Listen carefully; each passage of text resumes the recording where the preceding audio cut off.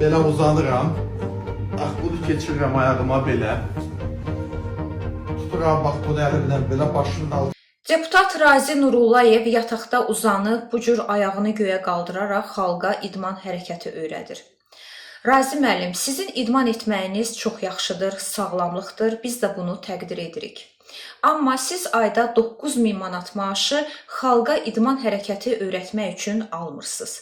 Yəni bizim xalq olaraq, vətəndaş olaraq deputatlardan gözləntimiz bu deyil. Biz istəyirik ki, deputatlarımız vətəndaşlarla daha çox ünsiyyətdə olsunlar, əhalinin problemlərinə daha yaxşı bələd olsunlar, bizim yaşadığımız çətinlikləri parlamentdə dilə gətirəsiz, müzakirə açasız. Əgər bu problemlərin həlli üçün qanun yetərli deyilsə, yeni qanun layihələri hazırlansın. Məsələn, parlamentdə ən azı artan cərimələr haqqında danışa bilərsiniz. Hər tərəf cərimədir, hörmətli deputat. Yəni sürücülər bilmir, maşınları harda saxlasınlar. Sağda cərimə, solda cərimə, 5 addım yuxarı cərimə, aşağı cərimə. Və bilirsinizmi, mağazalarda 10 saat satıcıları ayaq üstə işlədirlər. Baxın, bu kimi məsələlərin həlli lazımdır. Bunun üçün çalışmağınızı gözləyirik.